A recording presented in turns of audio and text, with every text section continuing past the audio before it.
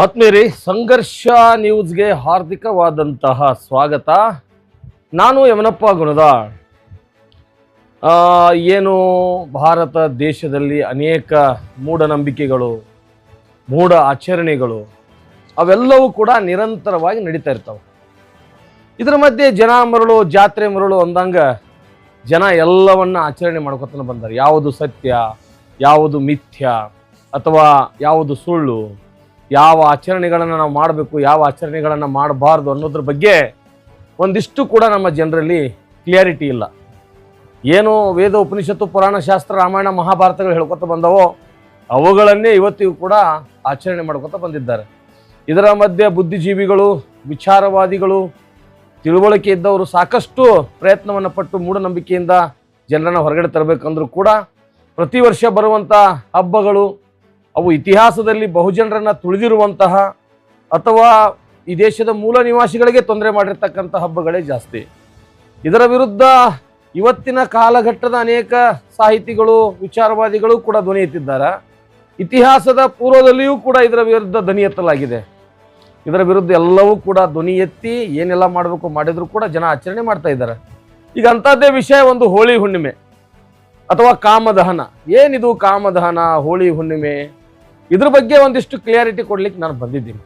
ಬಹಳಷ್ಟು ಜನ ನೀವು ಇವ ಬಣ್ಣದಲ್ಲಿ ಮಿಂದು ಹೇಳ್ತಾ ಇದ್ದೀರಿ, ಹಲಗಿ ಬರೆಸ್ತಾ ಇದ್ದೀರಿ, ಹೊಯ್ಕೊಳ್ತಾ ಇದ್ದೀರಿ, ಬೊಬ್ಬೆ ಹೊಡಿತಾ ಇದ್ದೀರಿ, ಕುಡಿತಾ ಇದ್ದೀರಿ, ನಶೆ ಮಾಡ್ತಾ ಇದ್ದೀರಿ. ಒಂದು ಕಡೆ ಕಾಮದಹನ ಅಂತ ಹೇಳ್ತೀರಿ, ಅದೇ ಕಾಮ ತೃಷೆಗಳನ್ನ ಕಾಮಾಂಧತೆಯ ಮೂಲಕ ಇಲ್ಲಿ ಹೆಣ್ಣು ಮಗಳಿಗೆ ವಿಕೃತವಾಗಿ ಆಕೆಗೆ ಬಣ್ಣ ಹಚ್ಚಲಾಗುತ್ತೆ. ಕೆಲವೊಂದು ಪ್ರದೇಶಗಳಲ್ಲಿ ಅವಾಚ್ಯ ಪದಗಳಿಂದ ಆಕೆಗೆ ನಿಂದನೆ ಮಾಡಲಾಗುತ್ತೆ, ಬೈಯಲಾಗುತ್ತೆ. ಧರ್ಮ ಆಚರಣೆ ಹೆಸರಿನಲ್ಲಿ, ಸಂಸ್ಕೃತಿ ಹೆಸರಿನ ಮೇಲೆ, ಪರಂಪರೆ ಹೆಸರಿನ ಮೇಲೆ ಇದೆಲ್ಲ ನಡೀತಾ ಇದ್ದಾವೆ. ಒಂದು ಹೆಜ್ಜೆ ಮುಂದೆ ಹೋಗಿ ಗುಪ್ತವಾಗಿರ್ತಕ್ಕಂಥ ಸ್ಥಳಗಳಿಗೆ, ಹೆಂಗೆ ನಾವು ಒಂದು ಹೆಣ್ಣು ಮಕ್ಕಳಿಗೆ ಅವ್ರದೇ ಅಂತ ಒಂದು ಪ್ರೈವೇಟ್ ಪಾರ್ಟ್ಸ್ ಅಂತ ಹೇಳ್ತೀವಿ, ಅಂತಲ್ಲಿ ಕೂಡ ಬಣ್ಣಗಳನ್ನು ಹಚ್ಚೋದು ಒಂದು ರೀತಿ ಅಶ್ಲೀಲತೆಯ ಮೂಲಕವಾಗಿ ಆಚರಣೆ ಮಾಡುವಂಥದ್ದು, ಅಶ್ಲೀಲ ಪದಗಳನ್ನೇ ಬಳಸುವಂತಹ ಒಂದು ಹಬ್ಬ ಇದು. ಈ ಎಲ್ಲ ಹಬ್ಬವನ್ನು ನಾವು ಬಹಳ ಸಂಭ್ರಮದಿಂದ ಆಚರಣೆ ಮಾಡ್ತೀವಿ. ಒಂದು ಕಡೆ ನಮ್ಮ ಅಕ್ಕಂಗಿಯರಿಗೆ ಯಾವುದೇ ನೋವು ಆಗಬಾರ್ದು, ಹೆಣ್ಣು ಮಗಳು ದೇವರ ಸಮಾನ, ಹೆಣ್ಣು ಮಗಳಿಗೆ ನಾವು ಗೌರವ ಕೊಡ್ಬೇಕು ಅನ್ನುವಂಥ ಜನ, ಇನ್ನೊಂದು ಕಡೆ ಇಂಥ ಹಬ್ಬದೊಳಗಡೆ ಒಂದು ರೀತಿ ಕ್ರೂರತೆ ರೀತಿಯಲ್ಲಿ, ಒಂದು ಕಾಮಾಂತರ ರೀತಿಯಲ್ಲಿ ಕಾಮದಹನ ಒಂದು ಕಡೆ ಹೇಳ್ತಾರೆ, ಕಾಮದ ತೃಷೆಯ ಮೂಲಕವೇ ಇದನ್ನ ಆಚರಣೆ ಮಾಡುವಂಥದ್ದು ಎಷ್ಟು ಸರಿ? ಇದೆಲ್ಲದರ ಬಗ್ಗೆ ಹೇಳ್ತಾ ಬಸವಣ್ಣವರ ಅವತ್ತಿನ ಕಾಲಘಟ್ಟದಲ್ಲಿ ಈ ಪುರಾಣವಾಗ ಅಲ್ಲಂ ಪ್ರಭುಗಳು, ಬಸವಣ್ಣವ್ರನ್ನು ಹೇಳಿದ್ರು, ಅಲ್ಲಂ ಪ್ರಭುಗಳು ಹೇಳಿದ್ರು. ಅವ್ರೇನು ಹೇಳ್ತಾರೆ ಅಂದ್ರೆ, ಅಲ್ಲಂ ಪ್ರಭುಗಳು ವೇದವೆಂಬುದು ಓದಿನ ಮಾತು, ಶಾಸ್ತ್ರವೆಂಬುದು ಸಂತೆಯ ಸುದ್ದಿ, ಪುರಾಣವೆಂಬುದು ಪುಂಡರಗೋಷ್ಠಿ, ತರ್ಕವೆಂಬುದು ಟಗರಿನ ಹೊರಟೆ. ಇನ್ನು ಮುಂದದಾವ ಲೈನ್ಗಳ. ನಮ್ಮ ಈ ವಿಷಯಕ್ಕೆ ಇಷ್ಟು ಲೈನ್ಗಳು ಸಾಕಂತ ನಾನು ತಿಳ್ಕೊತೀನಿ. ವೇದವೆಂಬುದು ಓದಿನ ಮಾತು, ಅದು ಯಾರೋ ತಿಳಿದವರು, ಬಲ್ಲವರು, ದೊಡ್ಡವರ ಮಾತು, ಅವತ್ತಿನ ಕಾಲಘಟ್ಟದಲ್ಲಿ ಹೇಳಿದ್ರು ಅವರು. ಶಾಸ್ತ್ರವೆಂಬುದು ಸಂತೆಯ ಸುದ್ದಿ, ಶಾಸ್ತ್ರ ಪುರಾಣಗಳನ್ನ ಕೇಳ್ತಾ ಇದ್ರಲ್ಲಿ ನೀವು ಹೋಗಿ ಎಲ್ಲೇ ಸಂತೆಯಾಗ ಏನಾರ ಸಂತಿ ಮಾಡ್ಕೋತ ನಮ್ಮ ವಿಚಾರಗಳನ್ನು ಅಲ್ಲೇ ಮಾತಾಡ್ಬಿಡುವಂಥ ವಿಚಾರಗಳಿವು, ಜೀವನ ಅಳವಡಿಸ್ಕೊಳ್ಳುವಂಥವಲ್ಲ ಅಂತ ಹೇಳ್ತಾರೆ ಅವರು. ಆಮೇಲೆ ಪುರಾಣವೆಂಬುದು ಪುಂಡರಗೋಷ್ಠಿ ಇದೆ, ಇಷ್ಟು ಅವ್ರು ಹೇಳ್ತಾರೆ. ಮತ್ತು ಇತ್ತೀಚೆಗೆ ಬಂದಾಗ ನಾವು ಕೆಲವೊಂದಿಷ್ಟು ನೋಡ್ಬೇಕಾದ್ರೆ ಪುರಾಣವೆಂಬುದು ಪುಸ್ತಕದ ಬದನೆಕಾಯಿ ಎನ್ನುವಂಥ ಸುದ್ದಿಯನ್ನು ಕೇಳ್ತೀವಿ. ಯಾರೋ ಒಬ್ಬ ಚಲನಚಿತ್ರದಲ್ಲಿ ಒಂದೆರಡು ಲೈನ್ ಭಾಳ ಚಂದ ಬರದ, ವೇದಾಂತಗಳು ಸಿದ್ಧಾಂತಗಳು, ವೇದಾಂತಗಳು ಸಿದ್ಧಾಂತಗಳು ಯಾರೋ ಬರೆದಿಟ್ಟ ಕಟ್ಟುಕತೆ ಅಂತ ಹೇಳಿ. ಇವೆಲ್ಲವನ್ನ ನೋಡಿದ್ರೆ ಇದರ ವಿರುದ್ಧ ಅವತ್ತು ಜನ ಇದ್ರು, ಇವತ್ತು ಜನ ಇದ್ದಾರೆ ಅನ್ನೋದು ನಮಗೆ ಸ್ಪಷ್ಟವಾಗಿ ಗೊತ್ತಾಗ್ತದೆ. ಆದ್ರೆ ಇಲ್ಲಿ ಹೋಳಿ ಹುಣ್ಣಿಮೆ ಬಗ್ಗೆ ಯಾಕೆ ನಾನು ಇವೆಲ್ಲ ಹೇಳ್ತೇನೆಂದ್ರೆ, ನಮ್ಮ ಯುವ ಜನಾಂಗಕ್ಕೆ ಈ ಗೊಡ್ಡು ಆಚರಣೆಗಳು, ಅಶ್ಲೀಲ ಭರಿತ ಆಚರಣೆಗಳಿಗಿಂತ ವಿದ್ಯಾ, ಬುದ್ಧಿ, ದುಡಿಯುವ ಶಕ್ತಿ, ತೋಳುಗಳಿಗೆ ಉದ್ಯೋಗ ಸಿಗುವಂಥದ್ದು ಭಾಳ ಅವಶ್ಯಕತೆ ಇರುವಂಥ ಕಾಲಘಟ್ಟ ಇದೆ. ಇದೆಲ್ಲ ಬಿಟ್ಟು ಇಂಥ ಬಣ್ಣ ಆಡೋದು, ಸುಣ್ಣ ಆಡೋದು, ಏನೇನೋ ಅಶ್ಲೀಲ ಪದಗಳನ್ನ ಬೈಕೋತ ಹೋದ್ರೆ ನಮ್ಮ ಸಂಸ್ಕೃತಿ ಪದ್ಧತಿ ಏನಾಗ್ತದೆ? ಏನಿದ್ರು ವಿಚಾರ ಅಂತ ತಿಳಿಸ್ಲಿಕ್ಕೆ ನಾನು ಬಂದನು ಇವತ್ತು. ಇದು ಆ್ಯಕ್ಚುಲಿ ಹೇಳ್ಬೇಕಂದ್ರೆ ಇದಕ್ಕೆ 2-3 ಉದಾಹರಣೆಗಳದಾವ. ಪುರಾಣದೊಳಗೆ, ಶಾಸ್ತ್ರದೊಳಗೆ ಬರೆದಿಟ್ಟಾರೆ ಯಾರು, ಅದ್ರ ಪ್ರಕಾರ ನಾನು ಹೇಳ್ತೀನಿ.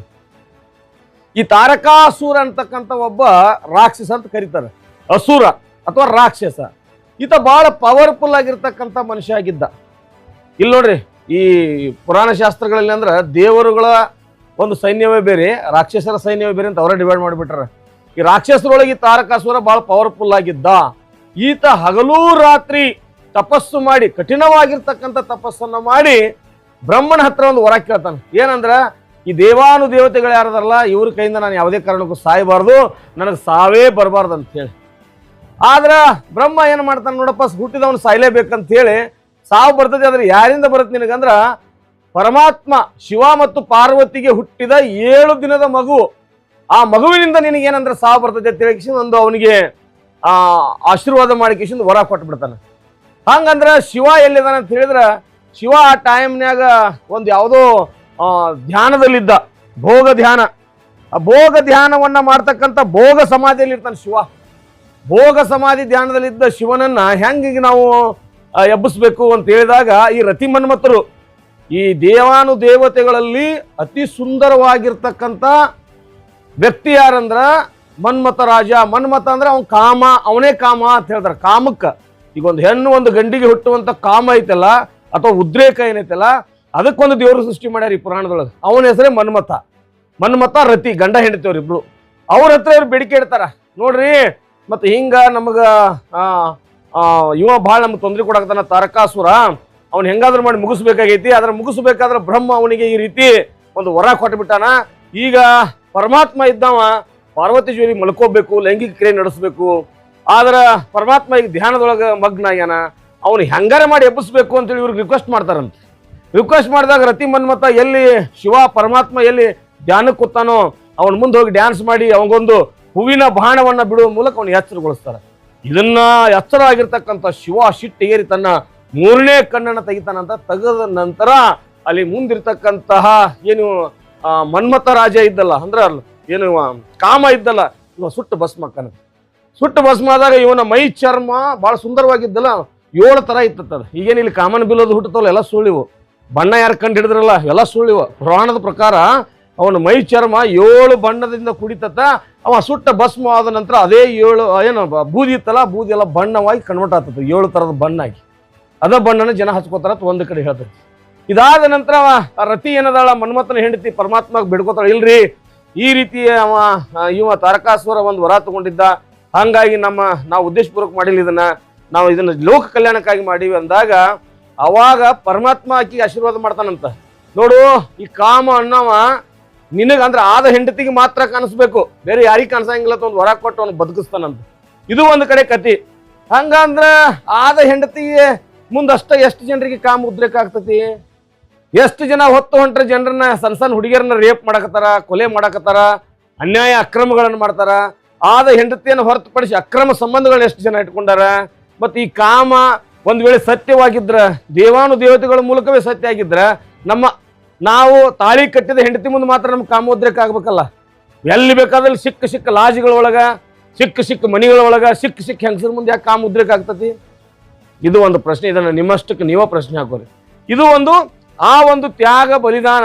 ಏನು ದೇವಾನುದೇವತೆಗಳನ್ನ ಉಳಿಸಲಿಕ್ಕೆ ಬೂದಿ ಆಗಿರ್ತಕ್ಕಂಥ ಕಾಮನನ್ನ ನೆನೆಸಿಕೊಂಡು ಈ ಹೋಳಿ ಅಂದ್ರೆ ಕಾಮದ ಹಬ್ಬವನ್ನ ಆಚರಣೆ ಮಾಡ್ತೀವಿ. ಇವತ್ತು ಒಂದು ಕಡೆ ಇತಿಹಾಸ.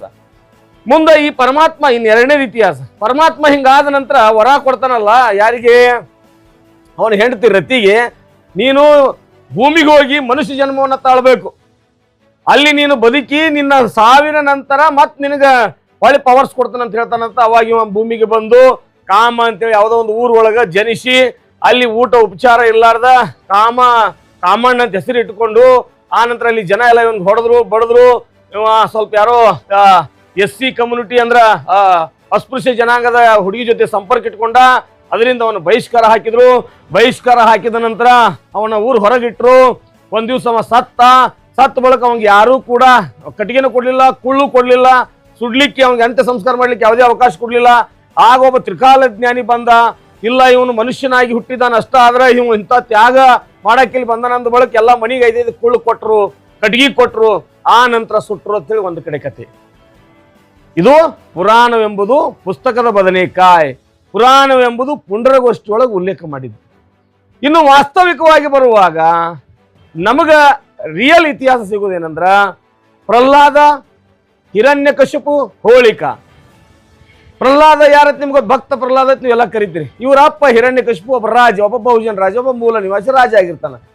ಇವ ಬ್ರಾಹ್ಮಣರ ಆಚರಣೆಗಳು ಅಥವಾ ಮನೋವಾದಿ ಆಚರಣೆಗಳನ್ನೆಲ್ಲ ಕುರಿ ಕೋಣ ಕಡಿಯೋದು, ದೇವದಾಸಿ ಪದ್ಧತಿ ಬಿಡುದು, ಬೇರೆ ಏನನ್ನ ಮಾಡೋದು, ಇನ್ನೊಂದೊಂದು ಮಾಡೋದು, ಇವೆಲ್ಲ ಕಡಿವಾಣ ಹಾಕ್ತಾನೆ. ಕಾಡು ನಾಶ ಮಾಡೋದು, ಬೇರೆ ಬೇರೆ ಏನು ಇವ ದೊಡ್ಡ ಆಚರಣೆಗಳನ್ನೆಲ್ಲ ಕಡಿವಾಣ ಹಾಕ್ತಾನ. ಅವಾಗ ತಂದೆಯ ವಿರುದ್ಧ, ಹಿರಣ್ಯಕಶಿಪು ಅನ್ನುವಂತ ರಾಜನ ವಿರುದ್ಧ ಮಗನನ್ನ ಎತ್ತಿ ಕಟ್ತಾರ. ಎತ್ತಿ ಕಟ್ಟಿ ಅವನ ವಿರುದ್ಧ ಹೋರಾಟ ಮಾಡ್ಲಿಕ್ಕೆ ಹಚ್ತಾರ. ಆ ಮಗನ ಮೇಲೆ ಏನು ತಂದೆ ಮಗನ ನಡುವೆ ದ್ವೇಷ ಬೆಳಿತೈತಿ. ಎಷ್ಟೋ ಸಾರಿ ಹಿರಣ್ಯಕಶಿಪು ಪ್ರಹ್ಲಾದ ಹೇಳ್ತಾನೆ, ಬೇಡಪ್ಪ ಅದು ಸರಿ ಇಲ್ಲ, ಬಾ ಅವ್ರನ್ನ ಬಿಟ್ಟು ಬಾ ಅಂತ ಹೇಳಿ. ಇಲ್ಲ, ಅವ್ನು ಬಿಟ್ಟು ಬರಂಗಿಲ್ಲ. ಅವ್ನು ದಾರು ಕುಡಿಯೋದು, ಗಾಂಜಾ ಸೇದೋದು, ನಶೆ ಮಾಡೋದು, ಪ್ರಾಣಿಗಳ ಹತ್ಯೆ ಮಾಡೋದು, ಊರ ಮಂದಿಗೆ ದೇವರ ಹೇಳೋದು, ಎಲ್ಲ ಆಚರಣೆಗಳನ್ನು ಮಾಡ್ತಾನೆ ಹೋಗ್ತಾನೆ. ಈ ರಾಜ ಸುಧಾರಣೆ ಕಡೆಗೆ ಹೋಗ್ತಾನೆ. ರಸ್ತೆಗಳ ಅಭಿವೃದ್ಧಿ ಮಾಡೋದು, ಮನೆಗಳ ಅಭಿವೃದ್ಧಿ ಮಾಡೋದು, ಊರ ಜನರಿಗೆ ಹೊಲ ಮನೆಗಳ ಬಗ್ಗೆ ಮಾತನಾಡೋದು ರಾಜ ಮಾಡ್ತಿರ್ತಾನೆ. ಇವಿಬ್ಬರ ನಡುವೆ ನಡೆದಿರ್ತಕ್ಕ ವಿರಸದ ನಡುವೆ ಹೋಳಿಕಾ ಅಂತ ಹೇಳಿ ಕಿಶಿಂದ ಈ ಹಿರಣ್ಯಕಶಿಪುನ ತಂಗಿಕಿ ಈಕಿ ಹಳ್ಯಾನ್ ನೋಡಕ್ ಹೋಗಿರ್ತಾಳ. ಹರ್ಯಾನ್ ನೋಡಕ್ ಅವಾಗ ಹೋಗಿರ್ತಾಳ. ಯಾಕಂದ್ರೆ ಅವ್ನು ಗುಡ್ಡಗಾಡ್ದಾಗ ಆ ಮನುವಾದಿಗಳ ಜೊತೆ ಇರ್ತಾನ. ಇವ್ರು ಇಲ್ಲಿ ರಾಜ್ ಬಾರಿ ಇವ್ರು ನಡೆಸಿರ್ತಾನೆ. ರಾಜ್ ಬಿಟ್ಟು ಊರಾಗಿರ್ತಾನ. ಇವ್ ಊಟ ಮಾಡ್ಕೊಂಡು ಹೋಗೋದು, ಕೊಡಾಕ್ ಹೋಗೋದು ಎಲ್ಲ ಮಾಡ್ತಿರ್ತಾರ. ಆ ಮಾಡುವಂತ ಸಂದರ್ಭದೊಳಗೆ ಒಂದು ಸಮಯ ಇದೆ, ಈಗ ನೀವು ಹೊಳಿವ್ನಿ ಆಚರಣೆ ಮಾಡ್ತಿರಲ್ಲ, ಈ ಸಮಯದಾಗ ಆಕೆ ಹೋಗುವಾಗ ಈ ಏನು ಹಿರಣ್ಯಕಶಿಪುನ ಸಿಟ್ಟಿನಿಂದ ಮನೋವಾದಿಗಳು ಅವತ್ತು ಏನ್ ಮಾಡ್ತಾರ ಅಂದ್ರೆ ಆಕೆನ ರೇಪ್ ಮಾಡ್ತಾರೋ, ಕೊಲೆ ಮಾಡ್ತಾರೋ. ಅಲ್ಲೇ ಆಜು ಬಾಜು ಇರ್ತಕ್ಕಂಥ ಎಲ್ಲಾ ಮನೆಗಳಿಗೆ ನುಗ್ಗಿ ಅಲ್ಲಿ ಕುಳ್ಳು ಕಟ್ಟಿಗೆಗಳಂತಂದು ಆಕೆ ಸುಟ್ಟ ಸಂಭ್ರಮದಲ್ಲಿ ಆಕೆನ ಕೊಂದಿದ ಸಂಭ್ರಮದಲ್ಲಿ ಮರುದಿವ್ಸ ಬಣ್ಣ ಆಚರಣೆ ಮಾಡ್ತಾರೆ. ಇದು ವಾಸ್ತವ ಸ್ಥಿತಿ.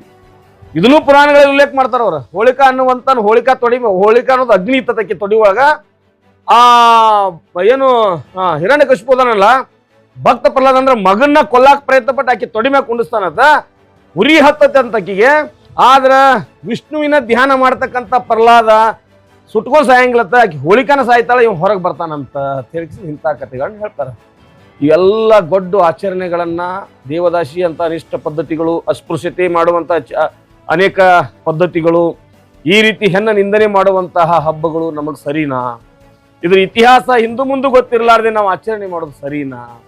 ಅದರಲ್ಲೂ ವಿಶೇಷವಾಗಿ ಸಂಘಟನೆ, ಹೋರಾಟ, ಬುದ್ಧಿವಂತರು, ಶಾಣ್ಯರು ಅನ್ನುವಂಥವರೇ ನಾಳೆ ಒಂದು ರೀತಿ ವಿಕೃತ ಮನಸ್ಸಿನಿಂದ ವರ್ತಿಸಿ ಸೆರೆ ಸಾರಾಯಿ ಎಲ್ಲ ಕುಡಿದು ಚಿತ್ರ ವಿಚಿತ್ರ ಅರಿವೆಗಳನ್ನು ಹಾಕೊಂಡು ಹೆಣ್ಣು ಗಂಡು ಭೇದ ಭಾವ ಇಲ್ಲದೆ ಎಲ್ಲ ಎಲ್ಲಿ ಬೇಕಾದಲ್ಲಿ ಬಣ್ಣ ಹಚ್ಕೊಂತ, ಯಾರಿಗೆ ಬೇಕಾದ್ರೆ ಬಣ್ಣ ಗೊಜ್ಕೊಂತ, ಯಾವ್ದು ಶಬ್ದ ಬೇಕಾದ್ರೂ ಹೊಲಸು ಬೈಕೊಂತ ಅಡ್ಡಾಡುವಂತ ಈ ಆಚರಣೆಗಳು ನಿಜಕ್ಕೂ ನಮಗ ಪೂರಕವ ಮಾರಕವ?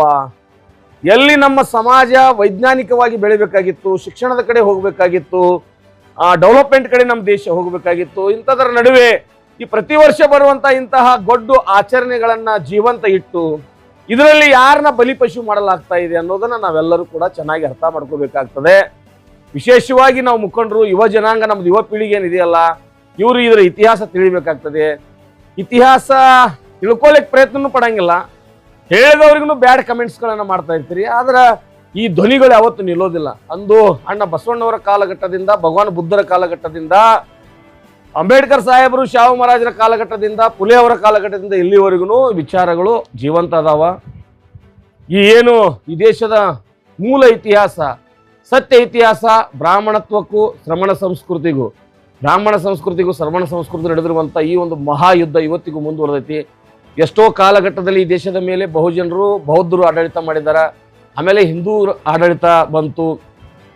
ಈಗಾದರೂ ಸಹಿತ ಕೆಲವೊಂದು ಗೊಡ್ಡು ಬೆದರಿಕೆಗಳು, ಗೊಡ್ಡ ಆಚರಣೆಗಳನ್ನ ಇಟ್ಟುಕೊಂಡು ಹೆಂಡಿ ಉಚ್ಚಿ ಕುಡೀರಿ, ಹೆಂಡಿ ತಿನ್ರಿ, ಏನೇನೋ ಇಂಥ ಆಚರಣೆಗಳನ್ನು ತರುವ ಮೂಲಕ ಇವತ್ತಿಗೂ ಈ ಗೊಡ್ಡ ಆಚರಣೆಗಳು ನಡೀತಾ ಇದ್ದಾವೆ. ಇವೆಲ್ಲವಕ್ಕೂ ಕಡಿವಾಣ ಹಾಕಬೇಕು. ಒಂದು ಸಮೃದ್ಧವಾಗಿರ್ತಕ್ಕಂಥ ಸಮಾಜ ನಿರ್ಮಾಣ ಆಗಬೇಕು, ಪ್ರಬುದ್ಧ ಸಮಾಜ ನಿರ್ಮಾಣ ಆಗಬೇಕು, ಪರಸ್ಪರ ಗೌರವಿತ ಸಮಾಜ ನಿರ್ಮಾಣ ಆಗಬೇಕು. ಒಂದು ಧರ್ಮ ಅಂದ ತಕ್ಷಣ ಆ ಧರ್ಮದ ಅಡಿಯಲ್ಲಿ ನೀನು ಅಸ್ಪೃಶ್ಯ, ನೀನು ಹೆಣ್ಣು, ನೀನು ಗುಡಿ ಒಳಗೆ ಬರಬಾರ್ದು, ನೀನು ಈ ಬೀದಿ ಮ್ಯಾಗ ಬರಬಾರ್ದು, ನಾವಷ್ಟೇ ಆಡಳಿತ ಮಾಡಬೇಕು, ನೀವು ಕೀಳು ಜಾತಿಯವರು, ನಾವು ಮೇಲ್ ಜಾತಿಯವರು, ನಮ್ಮ ಹುಟ್ಟು ಶ್ರೇಷ್ಠ, ನಿಮ್ಮ ಹುಟ್ಟು ಕನಿಷ್ಠ ಅನ್ನುವಂಥ ಈ ಏನು ಆಚರಣೆಗಳದವಲ್ಲ, ಇಂಥ ಆಚರಣೆಗಳಿರುವಂಥದ್ದು ನಿಜವಾಗಲೂ ಧರ್ಮ ಅಲ್ಲ. ಇವರು ಬರೆದಿರುವಂಥ ಈ ಕಥೆಗಳೂ ಸಹ ಈ ದೇಶದ ಮೂಲ ನಿವಾಸಿಗಳನ್ನ, ಈಗ ದೀಪಾವಳಿನೂ ಕೂಡ ಒಂದು ನಮ್ಮ ಮೂಲ ನಿವಾಸಿ ಹಬ್ಬ, ದಸರಾ ಅನ್ನುವಂಥದ್ದು ನಮ್ಮ ಮೂಲ ನಿವಾಸಿಗಳ ವಿರುದ್ಧ ಮಾಡುವಂಥ ಹಬ್ಬ, ಈ ಹೋಳಿ ಹುಣ್ಣಿಮೆ ಅನ್ನುವಂಥ ಹೋಳಿಕಾನ ಈ ದೇಶದ ಈ ನೆಲಮೂಲದ ಮೂಲ ಜನಾಂಗದ ಒಬ್ಬ ಹೆಣ್ಣು ಮಗಳನ್ನ ರೇಪ್ ಮಾಡಿ ಕೊಂದು ಆಕೆಯ ಸತ್ಯದ ದಿನವನ್ನು ಸಂಭ್ರಮ ಮಾಡಿರ್ತಕ್ಕಂಥ ಹಬ್ಬ. ಇಂಥವೆಲ್ಲ ಅದಾವ. ಇದ್ರ ಮೇಲೆ ಅನೇಕ ಜಾನಪದ ಗೀತೆಗಳನ್ನು ಮಾಡ್ಯಾರ, ಕಥೆ ಕಾದಂಬರಿಗಳನ್ನು ಬರೆದಾರ, ಹಾಡುಗಳನ್ನು ಬರೆದಾರ, ಸಿನಿಮಾ ಹಾಡುಗಳು ಸಹಿತ ಆಗ್ಯಾವ. ಆದರೆ ವಾಸ್ತವತೆ ಕಡೆಗೆ ನಾವು ಹೋದಾಗ ವಾಸ್ತವತೆಯ ಬಗ್ಗೆನೇ ಸಾಹಿತ್ಯಗಳು, ಹಾಡುಗಳು ಕೂಡ ಬರ್ತಾವ. ಸೊ ಇಷ್ಟೆಲ್ಲ ಆಗಿ ನಮ್ಮ ಸೋದರ ಬರೆದಿರ್ತಕ್ಕಂಥ ಒಂದು ಹಾಡನ್ನು ಹಾಡಿ ನನ್ನ ಮಾತಿಗೆ ವಿರಾಮ ಮಾಡ್ತೀನಿ. ಕೊಂದು ಖುಷಿ ಪಡುವವರ ದೇವರೆನುವಿರಿ, ದುಷ್ಟತನದ ಅಂತ್ಯಕ್ಕಿದುವೆ ಮದ್ದೆನುವಿರಿ. ಏಕೆ ಮೌನವಾಗಿರಿ ಹೇಳಿ ಉತ್ತರ, ಮನ ಕರಗುವುದಿಲ್ಲವೇ ಕಂಡು ನೆತ್ತರ. ಏಕೆ ಮೌನವಾಗಿರಿ ಹೇಳಿ ಉತ್ತರ, ಮನ ಕರಗುವುದಿಲ್ಲವೇ ಕಂಡು ನೆತ್ತರ. ಕೊಂದು ಖುಷಿ ಪಡುವವರ ದೇವರೆನುವಿರಿ, ದುಷ್ಟತನದ ಅಂತ್ಯಕ್ಕಿದುವೆ ಮದ್ದೆನುವಿರಿ. ನಿರಂತರ ಸುದ್ದಿಗಳಿಗಾಗಿ ನೋಡ್ತಾ ಇರಿ ಸಂಘರ್ಷ ನ್ಯೂಸ್ ಕರ್ನಾಟಕ.